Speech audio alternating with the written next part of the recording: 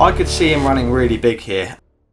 He's the sole Group 1 winner in the race. He should be winning this. What we hear from Wesley Ward, this horse is one of the best he's ever trained. I wouldn't say she should be out of her depth. She should be out of her comfort zone. Frankie did give this horse a bit of a shocker. There's also one at 100 to 1. Oh no. That I'm going to have a stab. No.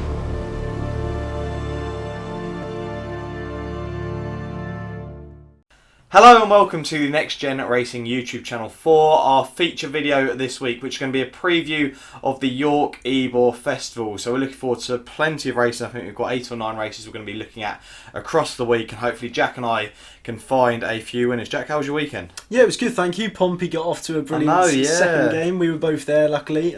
Second in the league. All looking up, eh? It was a bit bittersweet having my cousin play for the opposing side, and he stayed around last night and tried not to give him any jip. Wasn't easy, but yeah, I'm looking forward to the racing this week. I will be at work, but I'll try and sneak off to the toilet on the odd occasion to have a little watch of some of the decent racing, maybe the big race each day. But we'll start off with the Wednesday, and it's the Acomb Stakes, the Group 3, a 2-year-old race over 7 furlongs. Noble Truth, your favourite here, 5-2. Derby Legends, 11-4. Eraz is 3-1. Eldrick Jones is 5-1. Imperial Fighter, 11-2. And double figures, the rest of them. Jack, it's well, the market shows that there's 5 at the top of the betting, really, and a big jump up to the rest of them. Will you be with one of those 5?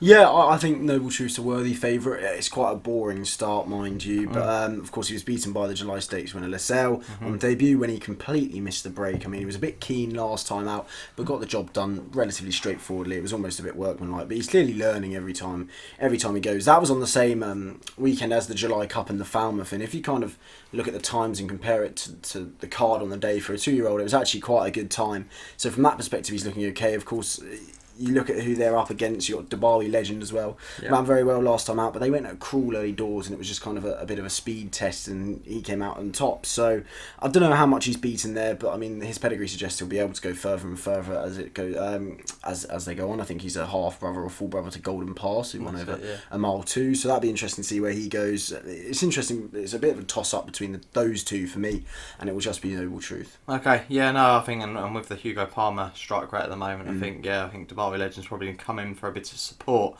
The one that the one that I've got down is Noble Truth, but I thought Eraz would be fascinating. I know he was behind Noble Truth. I mean, Eraz was actually on debut at that point. Noble Truth had a run prior to that, but has won well since at Ascot. I know it was in a weak sort of race, but won by 4.5 lengths, I think it was. And I think in terms of the improvement of this horse, I think he's going to go from strength to strength for Richard Hannon. And Gimcrack had a winner at the weekend. I think it's going to be a really interesting race. Not a race that I'm going to be touching, but I think Noble Truth, it will be a battle between Noble Truth and Eraz. And for Jack, it looks like it might be a battle between Noble Truth and Derby Legend, but both of us with Noble Truth in the Acomb Stakes. But it's not a race, like I say, I'm too interested in. But the next race is, I think this is a fantastic renewal of this race. It's the Great Voltigeur, a 3-year-old race, a Group 2 over 1.5 miles. Kamari is your favourite here, 9-4. Buick Jock up to ride this horse. Sir Lucan 9-2, High Definition 5-1, Third Realm 11-2, Your Beer and Youth Spirit 8, the Mediterranean 10s, and Scope is 18-1. Jack, in the anti-post preview we did just a week ago, I did mention Sir Lucan going towards some of the big races towards the end of the season. Now we found out that the horse has gone to Australia. I'm pretty sure the day we put out the video that got announced, which wasn't ideal, but it's me supporting another horse going towards a Melbourne Cup. Last season it was Sir Dragonet, and now the same thing has to happen to Sir Lucan, who's been targeted for that race from what I know. But yeah, it looks like he might run here. Might be one of his final runs for the stable. He might have another one before the end, before he heads over to Australia. But I could see him running really big here. I do think that a step up in trip would see him to better light personally. But I think with the likes of the Mediterranean here and Scope, they do horses that do like to go prominent or lead. There might be a bit of pace on. I think that's the only way Sir Lucan's going to win. I'm hoping that we do get the pace in that race. I thought he stayed on a dream against Ottoman Emperor at Goodwood. Yeah, I just want to give him one last shot. I want to at least tip him up for something where he's going to win. And I do think he's got a major shot. I think Kamari is very good. I do think so, and obviously we thought Your Beer was a bit of a star, and Your Beer's going to be if going here is going to be the second string for the Charlie Appleyard, and they obviously think a lot of Kamari, and it'd be interesting to see whether that horse, where that horse goes. But are you with one of the Aidan O'Brien horses? Are you going to be with the favourite again here? No, neither actually. Oh. Kamari is just a price thing for me. Of course, he's pretty unexposed. He was well on top of the line in the Queen's Vase, and yes, he is the most likely winner here. But 2-1, I think he's a little bit short. I think in behind they're a little bit of much of a muchness. You look at Sir Lucan, Third Realm even. I think, like you said, Sir Lucan I think wants further. Yeah. Third Realm has just been comprehensively beaten since that Lingfield trial, and I think probably wants a little bit more give in the ground because it looks like we're going to be going off good ground on Wednesday. I think so, yeah. Hopefully, anyway. Fingers crossed. But on that basis, I'm going to give your beer another chance at 8-1. You know, of course, third in the classic trial behind a Dayar, and then and Alan Kerr, of course, he hung in the D stakes. I was watching the D stakes back. Just didn't really like Chester whatsoever. It just looked like he didn't want to win at that point in time. But then, of course, he ran what actually kind of looks like a cracker now in behind Lone Eagle in unsuitable conditions in the Cocked Hat Stakes. Of course, Lone Eagle has gone on to do what he's done. And then won well at Newmarket over a mile and 5. I think he probably wants a little bit further than this. But I also think he does have a change of gear. We just didn't see it at Goodwood for some reason. He travelled to the front very easily and just found naught off the bridle. Was it the ground? I'm not sure because it was only good to soften. Yeah, I wouldn't say there's too many excuses for him. I don't know. It'd be a fascinating one really. But the front two in that race I think were very good. Ottoman Emperor did battle and it became a bit of a stayers race. Didn't it, really. I don't know what to make of Yabir because I do like Yabir and I've liked him since the start of the season. But he's really fascinating because I thought his win at Newmarket after being gelded was quite nice. Yeah, exactly, and of course he finished comfortably clear of Stoll, who was third in the Queen's Vase, just behind Kamari. And I think it is the last chance saloon for me with Yabir. I think the return to a sounder surface, I'm going to give him one more go, and hopefully I think at 8-1 he'll be able to place at least. Why not? Okay, there we go. Yabir around 8-1 for Jack, and Sir Lucan for the Ballydor team for myself at 9-2. And we move on to the big race on the Wednesday. It's the Juddmonte International, probably one of the highlights of the week, over a mile and a quarter. It's a Group 1 race. Yeah, you're probably wondering why we've had to cut away here, and we've cut away because we filmed this video prior to St Mark's Basilica being pulled out of the Juddmonte. So we thought we'd just give our selections, as we both did fancy the horse for the race. Now, I personally think it's going to be very difficult to beat Mishriff now. The drop back to 10 furlongs is really going to suit this horse.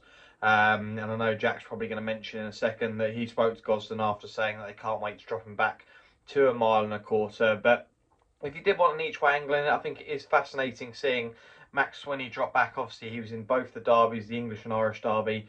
He's been dropped back to 10 furlongs. I think he will be a lot better for it. Maybe wants a little bit more juice in the ground, but I do think it's going to be difficult to beat Mishriff. Love's going to be the contender. Interesting to see her drop back when O'Brien said potentially that wasn't going to happen. But let's find out who Jack likes for the race now. Wow, so the complexion of the Juddmonte is looking completely different to what we first anticipated, with St Mark's Basilica being withdrawn and Love taking his place. Now, it's a completely different race. I think Mishriff is a worthy favourite. I think he'll be able to get the better of Love, stepping back to a mile and a quarter. I was lucky enough to speak to John Gosden after that run in the King George. He said he was happy, but he was happy to get him back to a mile and a quarter. But for me, Alan Kerr at 14-1, I see in front of me, is the each way bet for me. Of course, won the classic trial, which has turned out to be a great bit of form of Adayar, Lone Eagle and Yabir in behind.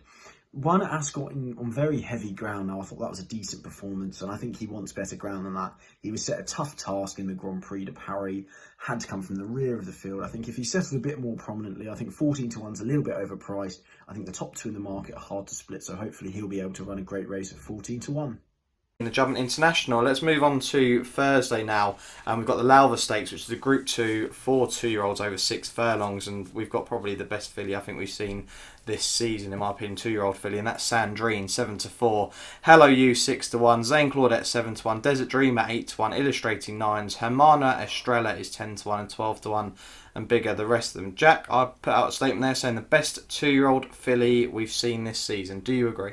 Yeah, I would. I mean, she's just been pretty outstanding so far. I mean, she's done it from heavy to good to firm. She's very ground versatile. She's quick as well. She's got a lot of pace. She's very speedy. I mean, her win last time out at Newmarket was very, very good. I mean, if you look at time perspective as well, it was a day after the July Cup, and of course that July Cup was a very deep piece of form. We look at Starman, Dragon Symbol, etc., etc., and she was half a second slower than it, so that's about 3 lengths. So she would have finished 8th as a 2-year-old in the July Cup if you look at it like that. So just in behind Brando, that would have been, and Brando Shadow, of course, finished 4th in the Marista Kiste. No, yeah. What a run that was. Exactly, yeah, 2 weeks after that. So obviously that's a cracking bit of form for a 2-year-old. You don't expect them to be running as quick as the 3 and 4-year-old top sprinters in Europe.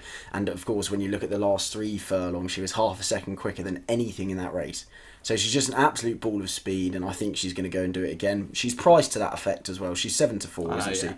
So she is short enough, but I do think, especially with David Probert, I mean, I don't think the £3 penalty is going to be insurmountable. David Probert's on absolute fire at the moment. I mean, you wouldn't really want anyone else in the saddle.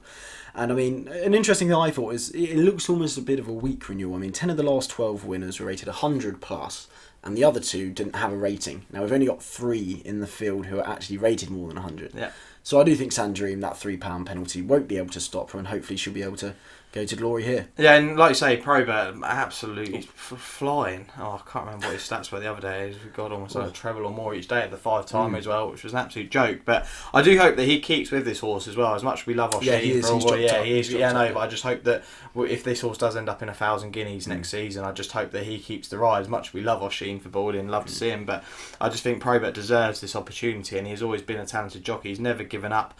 I think he's mid-30s from what I know. He has been going for quite a while, but yeah, he's been he's a talented jockey. He's really shown that. I think he's 4th in the championship at the moment, so he's doing really well. The one I do like Sandrine. I don't think Sandrine will be beaten here, but the one that I found interesting was the Irish Raider, which was Hermana Estrella. I don't know if you had a look into it. Now, has only had the one run. Beat Quick Susie by a length that day. Now, Quick Susie obviously won the Queen Mary, and that was on fairly soft going that day. And the breeding suggests by Star Spangled Banner, I just think that potentially a bit of better ground might be what this horse may need. I just think fairly fascinating at double figure odds in here. Is, you know, a horse with one run, it's never nice to try and rule a horse out after that, because you never know what's about to come next. You know, we see horses, you know, from their debut runs come on a hell of a lot. We never know what this horse has in the locker. So interesting they've held this horse back, because I think that run was, you know, back in May time. Yeah, it's interesting. But watching it, I mean, she went off 50-1, didn't she? Quick Susie was there. Contrarily Chappelle, of course, after that first run by Caravaggio, everyone thought she was going to be the next world beater. It was kind of a bit of a mess of a race for me, and looking at the time, it wasn't anything spectacular, but I would like to see the trainer do it. Of course, hasn't been able to do it with Castle Star, so it'd be nice. It'll be interesting, but I think for Jack and I think we both think that Sandrine's going to go and win the Lowther Stakes. Now let's get on to the Yorkshire Oaks, which I don't think we need to complicate too much, but it's a Group 1 over 1.5 miles. Snowfall is your 4-7 favourite. Ashada is 11-2. Love is 6-1. Wonderful Tonight, I'd be fascinated if you took this horse up. 13-2. Alpinista 10s. Loving Dream 12s, and 16-1. Bar those. I know you love Wonderful Tonight, but she's not going to beat Snowfall. To be fair, I think we've had our fair share of picking horses which aren't going to run, and I'm not going to make the same mistake again here with Wonderful Tonight. I can't see her going if we get good ground. Pulled out of the King George, and obviously we spoke to David after her run in the Lille Entry, and he said he doesn't want her to peak too early. She doesn't want the big race too early. And opposing Snowfall here on good ground, I think exactly would be that. I don't know. I wouldn't say she'd be out of her depth. She'd just be out of her comfort zone. I don't know how much of a direct representation that would be of the Arc if we're going to get soft or heavy conditions. So I don't think they should really bother. I don't think they should venture into that. It was interesting for me though. Buick's obviously already jocked up there, and I thought Olivier Pellier was going to be next time in readiness for the Arc, which is interesting enough. But I mean, the last 12 winners were all rated 112 or higher. There's only 4 of them here. 2 of them are Wonderful Tonight and Love, and I doubt either of those would go, and that leaves Snowfall and Alpinista. And I'm still not sure if Alpinista's going to go, because I don't know if they were going to stay in Germany again for another Group 1. But I mean, for me, that would be the each way play here. 4-7, 2-1 on isn't really something I'd be all over for Snowfall. She is the one to beat, but I don't want to be getting involved at stupid prices like that. And Alpinista, I think, is 14-16-1 at the moment. I mean, she was second in this last year. We know they like to come here, and she's unbeaten this campaign. I mean, she won a Group 1 in Germany, and I think that was her best performance of the year so far. She's very ground versatile, and if she does choose to come here, I can see her claiming second place without doubt. There we go, and Alpinista, each way shout from Jack. Yeah, I think Snowfall, I mean, like I say, don't need to complicate it too much. She should win here. She's Dual Oaks winner. Has looked really impressive in both runs in those Oaks. The one that I had an each way shout was Loving Dream if the ground came up good or quicker, because the horse is double the price of Ashada. I mean, this horse has actually beaten the Shada as well, so I don't quite understand this. Won the Ribblesdale in really good style.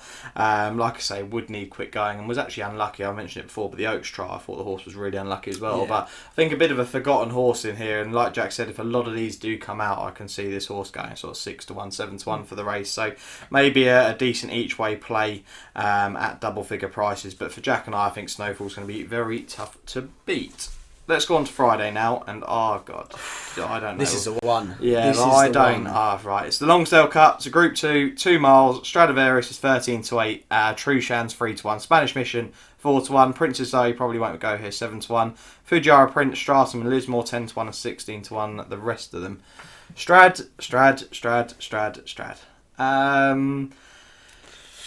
Where do you start, eh? Well, the thing is, right, the notes that I put down here, it's actually hard to say that he's peaked and he's not at his best, right? I feel it's hard to say, right?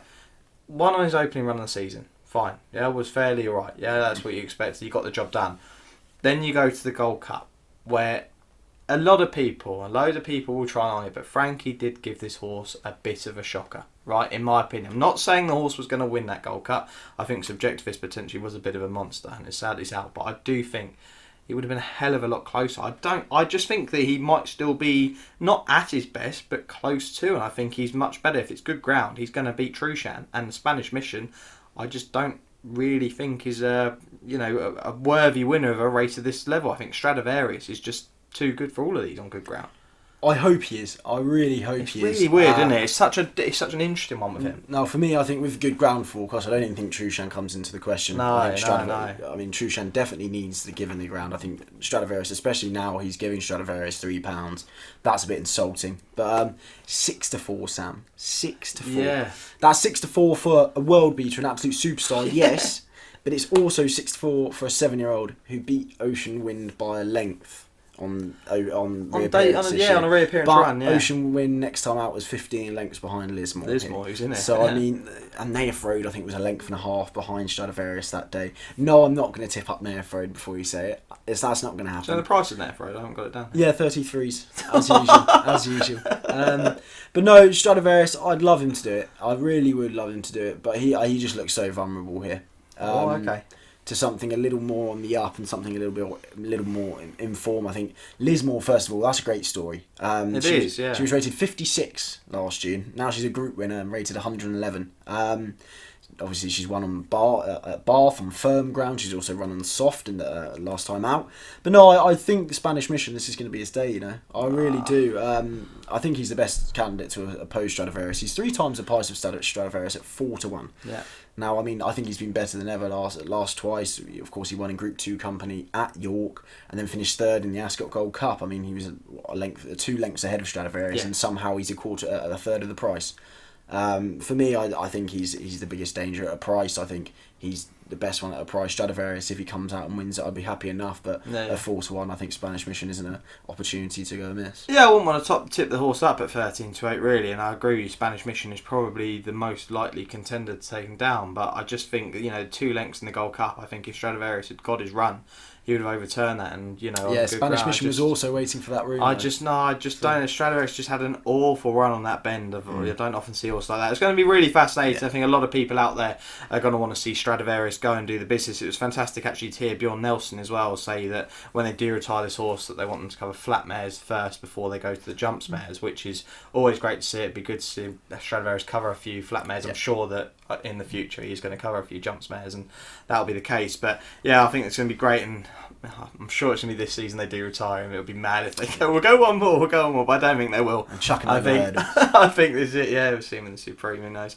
But yeah, no, I think Stradivarius is going to be a tough horse to beat. Jack's given a big mention there for Spanish Mission, potentially to take him down in the Lonsdale Cup. Now, the Gimcrack Stakes, a Group 2 over 6 furlongs for the 2-year-olds. Now my nap comes in here. LaSalle is 3-1, Armour is 7-2, Berkshire Shadow is 4-1, Fearby is 6-1, Vintage Claret is 8-1, Gubass is 9-1, and double figures the rest of them. Jack, my nap of the week is Loose Sale. Personally, I think he's a fair price for a nap of the week as well at 3-1. He's won 3 of his 4 starts. I thought that the run that he did lose was on soft ground. This horse does want decent going, sort of good or anything better than that would be ideal. The soft ground style was actually beaten by the vintage winner in Angel Bliss, so not too bad form there. You look at the run in the July Stakes as well, who he's beating, that Ebor River, who finished 4th in that race. That horse has come out and won Group 1. I think he's a course and distance winner as well, so there's every chance that he's going to be a lot shorter on the day. I'm not sure whether Armour's definitely going to go here in the same silk sort of as we know for Al-Shakab. Berkshire Shadow, a horse that definitely I think could have won the vintage on good ground. The way the horse was flying, it was an interesting one, but I'm not sure about... Interesting that they're stepping back. I know, yeah. I found that a bit, because Oshin did say that a step up would suit the horse, so interesting they're going to bring the horse back down, but I think in terms of form as well, has a lot of horses sort of tied down here, and I just think that he's going to be very, very tough to beat LaSalle. So I think he'll be actually a real star as well, LaSalle, for next season. He could grow into a really decent horse. But Son of Maymas, I think he's going to be my nap of the week, LaSalle. What about yourself? Yeah, I think LaSalle's the one to beat, as you said. Of course, Asymmetric was in behind LaSalle as well in the July Stakes. Yeah, that was it, so I didn't go mention that. Yeah, who won the Richmond Stakes out of that. But for me, the Al-Shakab, both of them trained by Richard Hannum, both of them Al-Shakab. Yeah. Pat Dobbs is already jocked up on Armour, I think. On Armour and LaSalle, no one's dropped up yet. So it's a little bit interesting to see where they go. I agree with you. I think LaSalle is the one to beat at 3-1. But again, I kind of want to see the declarations come out before. Of course, that's not easy for us, is it? Yeah, pin my colours to him. But no, there's one who's almost coming a little bit of a cliff horse for me, and I'm going to give him one more chance, and that's Twilight Jet at 25-1, who is of course 6th in the Phoenix Stakes that day, but he was 7th in the in the Norfolk at Royal Ascot, and then he ran a great race in the Railway Stakes. Missed the break, was as keen as anything at the rear of the field, flew home, recorded the fastest final 2 furlongs that day when he suddenly got a clear run, and then couldn't back that up in the in the Phoenix Stakes, and I thought he was going to. I mean, he was travelling, but he just didn't find anything, and I think the ground was just a little bit too testing for him. I think a return to a sounder surface like this would hopefully bring him on, and I'll be so surprised if there isn't more progression to come from him. Of course, the trainer MD O'Callaghan has had the Malcolm winner last year. Still Bull has a good record with the sprinters, and I think that hopefully he's going to have one here in Twilight Jet. So at 25-1 each way, I think LaSalle's the one to win, but I do think Twilight Jet hopefully can give a good account. There you go. Jack and I both keen on LaSalle, but a nice, interesting each way shout 25-1 with Twilight Jet in the Gimcrack Stakes. Let's go on to the big one on the Friday. Now, I love the look of this race on paper. I think it's really interesting. It's the Nunthorpe Stakes, a Group 1 over 5 furlongs. It is a shame if Batash was in this mix. It'd be unbelievable if we did have a fully fit Batash, but obviously he has been retired. But Golden Power is 9-4. Some bookmakers actually have him a lot bigger, but and they have the top of the market. They have it switched. Swayzer is 11-4. Winter Power 6-1. Dragon Symbol 7s. Then you have the likes of Arecibo, Kings Lynn, Mosgill, Kayamoro, and a lot of others at double figures. This is really, really interesting. You've got a French raider, an American raider, and 2 English raiders at the top of the market here. Now, I don't know too much. It's very difficult sometimes to look at the form with someone like Golden Pal. From what we hear from Wesley Ward, this horse is one of the best he's ever trained. Electric, a speed, a jet, the lot of it. Been beaten once since the debut run. Do you know who that was by? After his debut, he was beaten in the Norfolk. Do you know who won it? Quiz. Because this doesn't actually make it sound very good. He was, yeah. He was beaten by the Learjet, and we do know that the Learjet probably isn't the best horse now, but as a 2-year-old was pretty impressive. So I think we can kind of discount all of that. But I think that Swayzer, I think, is going to need a bit of give in the ground personally. I actually think Swayzer is the most impressive 5 furlong performance I've seen this season, and maybe this side of the Atlantic. But I think obviously haven't watched Ornate. But no, behave. Ornate's not a chance. I'm not sure about Winter Power either. I'm really not. I have not warmed to this horse, and it sounds like you're going to tip this horse up. But beat Moss Gill, who was a length behind Kings Lynn the start prior. I just don't think she's that good. Sorry, I'm just not sure. I just think potentially it's all going to revolve around this apparent jet. If the ground comes up good in Golden Pal, and if the ground was soft, I'd think Swayzer would take it. But it's not a race I'm going to be tipping anything up in personally, Jack. I just can't wait to sit back and enjoy this. Yeah, same. See, the thing with Golden Power is it was the same as Santa Barbara in the Oaks and the Guineas. I'd want to see actions rather than words. Yeah. I just don't trust trainers when they're saying this stuff when it's so extravagant. I mean, you can look into the odd comment that they make, but when they're making such bold claims, I hate it. I can't stand it, because you know that we've got 5-2, 2-1 now, and 2 of those points are Wesley Ward bigging him up. So, I don't know, he won at 5-1 on last time out. It was an okay performance from a speed figure point of view. It wasn't anything electric. I think it was a 95 speed figure they gave him on Equibase. And Swayzer, as you say, I'm with you there. I think she needs a bit of giving the ground. So it'll be interesting if we get good ground. And I think, to be fair, any ground, if she manages to get that cover, I think it's game over. I really think when she gets that cover, like we saw at Goodwood, she's just electric. But if she's left out to dry, she doesn't quite get in. I think it could be one of those where she gets beaten. But for me, yeah, Winter Power, Sam. Winter Power. There's 2 5-2 joint favourites. I don't think there's much value up the top of the market there. But I'm going to take the other 3-year-old filly. And 2 of her 3 outings this year, the 2 that she's won, have both been over course and distance. Yeah. Of course, yeah, she beat Moss Gill last time out. And intriguingly enough, her most recent win was clocked at the exact same time Moss Gill won in similar conditions last year. And then on his next run, finished 3rd in this. Yeah. So I thought that was quite an interesting point. To the 100th of a second as well. So I just thought that was more interesting than anything. But in the King's Stand, of course, she got a little bit done for pace early doors, didn't she? They went way too quick and it just turned into a 6 furlong race. If I'm being honest, I think that is one piece of form that you can just forget this year, in all honesty. Oxted, Arecibo, Kings Lynn, I think it was just a 6 furlong race, really, although it was obviously over 5. They went far too fast and it turned into a specialist race. I'm going to forgive her for that, and I think 6-1 is an alright price here. Obviously, she gets the weighted allowance as a filly as a 3-year-old as well, and I think at a price, 6-1 is not a bad each way price. And there's also one at 100-1. Oh no! That I'm going to have a stab at here, and it is a gamble. It's a bit of a punt, but I think he's just a little bit perhaps too overpriced, and that's, you better believe it, at 100-1 now. Had an unbelievable juvenile campaign, let's not forget. Yeah. Won the Flying Childers, beating Sacred, which has since been boosted this weekend, and then was 3rd at the Breeders' Cup, beating a length and a half behind Golden Pal. Now, this year he's only beaten 1 rival in 2 starts on good firm ground at Ascot in the King's Stand, and then of course on good to soft in the King George. But I think I'm just going to give him one more go. He's 100-1. It's a big price. I mean, if he does manage to train on and find that spark which he had as a juvenile, I think 100-1 may be too big a price, especially in such a tight race up top. There's nothing you can really pledge your allegiance to, I don't think. So I think you better believe at 100-1 is probably where I'll have my interest for the race. There we go. You better believe it at 100-1. But Jack also giving a big mention for Winter Power at 6s. One horse that we talked about, the controversy horse, and we talk about almost every week from what I know, is Dragon Symbol, who we both in our heads feel might be a 6 furlong horse. Yep. But fascinating that they've kept the horse over 5 furlongs, and maybe they're hoping that it does become an absolute tear up front, and it does, turn into a 6 furlong race, or feels like a 6 furlong race. What do we make of Dragon Symbol in here? Do we think he has a realistic chance, or do we think that 6 furlongs is definitely what he's going to be needing? It just depends how quick they go out front, I think. If they don't go at a rapid pace, I think he's got it all to do. He's not as speedy as a Winter Power or a Swayzer. He doesn't have the turn of foot of a Golden Pal. He wants 6. He wants 6. We know he wants 6.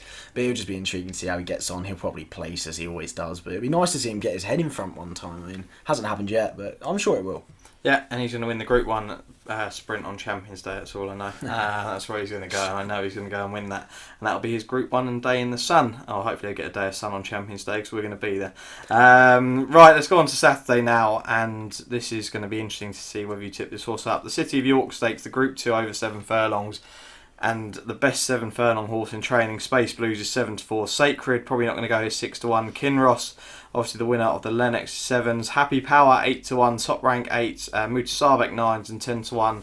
And bigger the rest of the field, Jack. I put a statement out saying he's the best 7 furlong horse in training. I'll always have to say it's a specialist distance for horses. Look, the winner at Goodwood turning in, just the turn of foot didn't get to show on the softer going. I could be just a similar race in my opinion. If it turns out soft or any rain comes, Kinross might be the one to side with. But if we get, I'd say if we get good to soft or better, I'd be looking to have a bet with Space Blues. But it is a short price, and punters would be taking a bit of a chance potentially. That's the thing. I mean, the price has just gone. It was 4-1 last week, wasn't it? When we were having a look, 5-2 a few days ago. If you manage to get on at those prices, fair play. The 13-8 does look a tad short for me now. These 7 furlong races, Group 2s, are always so competitive. We saw how they finished in the Lennox all at the line, and I know I said he was my best bet of the season in the Hungerford. if he went to the Hungerford, because he still would have hacked up in the Hungerford. But instead they brought him here. And 7-4 is he just confuses me a little bit. He clearly retains all the ability. I think he's the sole Group 1 winner in the race. He should be winning this. He should be winning this on really good ground. should. But there's always that question as, is he going to lose it? I mean, how much did that take out of him on that heavy ground? He didn't have the turn of foot, but he did everything right. Other than that, you have to be very pleased with that comeback run, I think. Obviously leaving behind the run in Maidan, which he does every year. But I mean, yeah, as you said, Sacred, I'm not sure if she'll go. But that was a nice performance last time out anyway. You can't knock that whatsoever. But I do think Muta Sabek's a price now at 9-1. I think that's a fair price, of course. Was very impressive on his first 2 runs. Didn't stay in the 2,000 guineas when he was well backed as well. He went off at 6-1. Hated the ground in the Jersey. I don't know why they put him on soft ground in the Jersey over 7. I don't think he wanted that whatsoever. But then his win at Haydock last time out in a 4-runner race was just impressive. It looked pretty workmanlike up until about a furlong out, and then he decided to stretch his neck out and ended up winning by 4 lengths. Now that was the second fastest time over 7 furlongs at Haydock on that ground ever. So it was a pretty impressive time from it. Very impressive performance from a time point of view. Yeah. And then when you compare that to what else was on the day, it was also very impressive. I mean, there was nothing incredible that was on the same card, but I mean, he's done it and he's done it very well. He's a 3-year-old, and I think 3 and 4-year-olds have a good record in this. So I love Space Blues to do it, but I think Muta Sabek's just too big a price at 9-1. There you go, a nice each way shot in that race as well from Jack with Muta Sabek at 9s, but we both think Space Blues potentially could be the one that goes and wins that race there. And now we move on to the race where hopefully we'll try and find you a horse at big prices. It's the Ebor handicap. It's Class 2 Heritage handicap over the extended mile and 3/4. Live Your Dream is your favourite here at 8-1. Sunny Boy Liston 10, Saudi at 12s, Fujiwara Prince 14s, Princess Zoe, Ilarab, Hamish and Tribal Class 16s, and there's plenty of others at similar prices. It's always competitive, the Ebor, and it's really difficult to find the winner of. Now, I've given myself a bit of a trump card here and given myself a horse that if it turns out soft, I'd be siding with that horse, and if we get good ground, I'll be siding with this horse. So if it did turn up on the soft side where there is rain scheduled for the back end of the week in York, from what I could see with the Met Office, I'd be with Tribal Craft for the boarding team. Oshin potentially on this horse if they do go here. Ran a cracker, a career best from what Oshin said. He said against Wonderful tonight, the Langtree, he said that was really impressive. Stayed on Absolute Dreams. Been put up £4 for that run, but I think she's got a real major chance. I think potentially she's still improving, and I think she could be the one on soft ground. But I do think potentially we're going to go off good to soft or good on the day. I just think it's going to stay like that all week. And Believe in Love was the one that had, I think, around 18-1. I think if it did turn out and the ground came this horse's way, the horse ran in the Langtree. I'm not sure why. The ground was awful for that day, and she ran an absolute stinker. But prior to that, won a Group 3, and she's been sitting around a mark of 105 for quite a while now, and the Varying Yard are absolutely flying. I think this horse is far too big a price, and while she's been sat on this mark of 105, I think soon she's going to win a big one, and potentially it could come here. So it'll be Believe in Love for me if it came up good, and Tribal Craft if we got a bit of softer going on the day. What about yourself, Jack? Yeah, I mean, we're not having too much luck in these big handicaps at the moment. What was it? We had Staxton and Lampang at 16s. They finished next to each other, I'm pretty sure. Yeah, they did. Lampang was backed into 6-1 favourite after we put them up at 16s, and then just didn't seem to want it from the far side, which is fair enough. But no, Rodrigo Diaz is the one I'd stick my neck out for in this. 25-1 at the moment. He's a very progressive 4-year-old. He was second to Acomb last time out. Acomb's obviously a Group 2, Group 1 performer. We've seen that at the weekend, and I just think he was relatively comfortably clear of third. A mark of 98 is a bit of a joke, and hopefully he'll be able to progress again. Yeah, you've got to try and find, essentially a lot of people try and find the group performer in these races, because there always is going to be one, or is likely to be one. Saying the group horse though, Ilarab. Yeah. What do we make of that? Oh, no, but I think we've both actually mentioned this previously that we've never really got to grips of this. But I think it was at Ascot, Oshin said, a typical Haggis horse, lads. That's what he said. Just like winning races, and soon just going to turn up in a big handicap. And that's your only worry of a horse like Ilarab. I'd probably think that someone like Marquand will be aboard the horse. And obviously Marquand, he's flying as well at the moment. I don't know. I haven't really warmed to the horse, but I can see why people are, especially with the form. If you look at his form, you'd be like, Christ, yeah, he's going to win. He's probably just had a stinker on his last run. He's going to go and win again. But no, it's not for me. But I can understand why there's an angle in there. Can you? Yeah, completely. I mean, I think he's probably the best performer in the race. He's just got an awful lot of work to do off that mark. Really he's carrying a serious amount of weight, so if he can do it, fair play. That's it, yeah. I think potentially needs a bit of better going as well, potentially on the day, for him to go and win. But yeah, let us know down in the comments who your best bet of the week is at York. Even if it doesn't come in one of the races that Jack and I have previewed today, do let us know who you're fancying during the week. We're not going to be with you guys for a weekend preview. Like I say, it's our feature video going all the way through to Saturday, so essentially we've already previewed the weekend. But we'll be back on Tuesday. We'll get a video up to you guys on Tuesday. Not sure what that will be yet, but there'll be a video there for them. Quickly. Go on. Nappen second best. Oh, you love doing this. It's a big festival. On this. It's the Nappen second best. I've given you a nap. I'm going to go with LaSalle. I think LaSalle is going to be really tough to beat, and a nice price at 3-1. You want my next? I do want my next best. Yeah. Put you on the spot here. I haven't even written this down. Who would I say my next best is? Do you know what? I'm going to go each way on Loving Dream. Huh? I think. Yeah, I just think if the ground comes up the way it is, I know Snowfall's going to win that race, but I think potentially if we do get eight horses. Places? So if we do get 8 horses and 3 places, then I think potentially I'd be with Loving Dream each way. But the price is going to go. I'm pretty confident that when horses go out, but if you're able to get on at 12-1 by the time this video's out, then yeah, get on. But that'd be my next best. What about yourself? Nap's going to be Spanish Mission to take down Stradivarius at 4-1, unfortunately. I just think he's a lot more progressive than Strad. I'd love to see Strad do it, but I do think he's very vulnerable this year, and Trushan's going to hate the ground. At 4-1, I don't think Spanish Mission goes off 4-1 in the day, especially if Trushan gets pulled out. And the second best is going to be Sandrine in the Lowther. I think she's an absolute rocket this year. Obviously, she's unbeaten at the moment. I think she's going to make it 4 from 4. Okay, there we go. Our naps and next bests for the week. But yeah, like I said, we'll be back on Tuesday with you guys. Give the video a like, subscribe if you haven't already, and thanks very much for watching.